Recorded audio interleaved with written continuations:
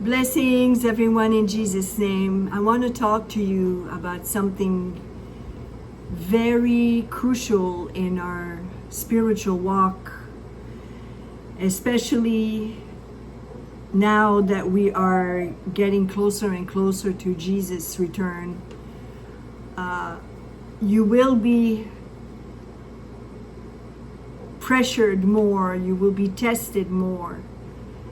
And what I want to say to you is, don't ever compromise your faith for a family member or a friend or anybody who is not walking the walk. Okay? Many will fall away because they're afraid to disappoint family members or hurt friends. So they compromise in their faith, in their walk. And this is a tactic of the devil. He will send you people in your life who are not really seeking godliness, to distract you, to drag you away from the narrow path.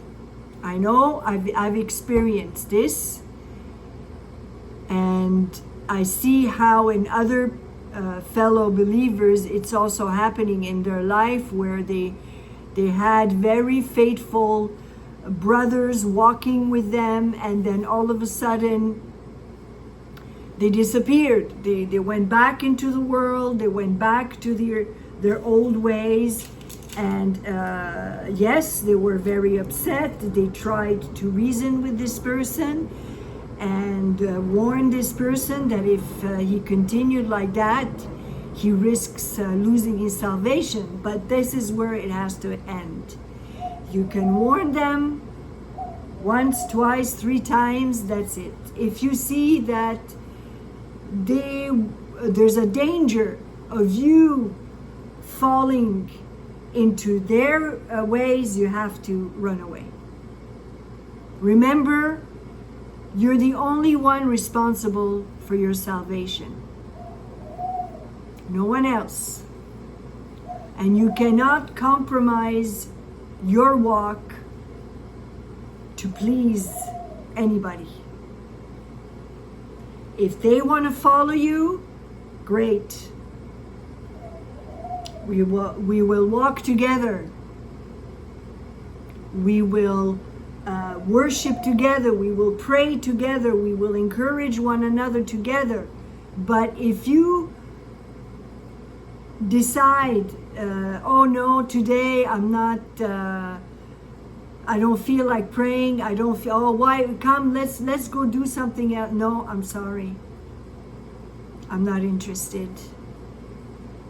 I'm not interested in going back into worldly pleasures and things like that. If you are not serious, that's fine. It's your choice. But I will not backslid or slow down my pace, because I want to reach the goal before Jesus comes. I want to become more and more like him as much as possible. That is my ultimate desire until he returns. I'm not interested in making more money or having fun, going to parties or things like that. I'm not interested. So be careful, my friends. Again, temptations will come sometimes in a very seductive disguise, and you will say, oh well, I trust this person, I've known this person all my life, they would never do anything to hurt me, they would not. Don't be so sure about that. They might not even be aware that they're doing that, because they're led by evil. They're led by Satan to manipulate you, and then they will say,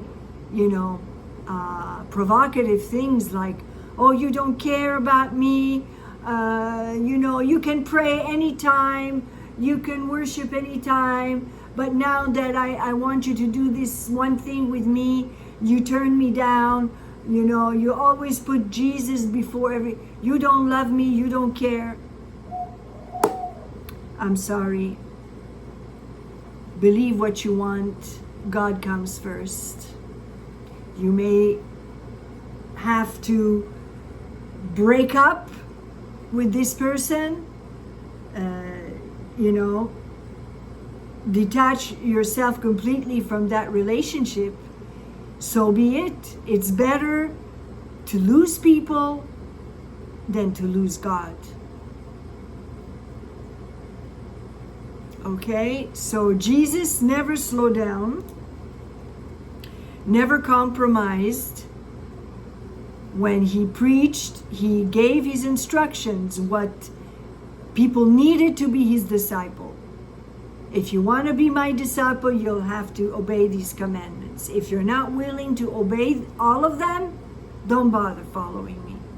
But I am not going to compromise. I am not going to make it easier for you. In other words, I'm not going to slow down. I'm not going to wait until you're ready. That's why, when some people said to him, my father died, let me go bury. No, let the dead bury the dead. You want to follow me? It's now. It's not tomorrow. It's not in a week. It's now. Now or never. So my friends, again, be very careful. Watch out for the temptations and know how to respond. Have righteous discernment and recognize that it's the enemy who will put these people on your path to lure you away from the goal. God bless you.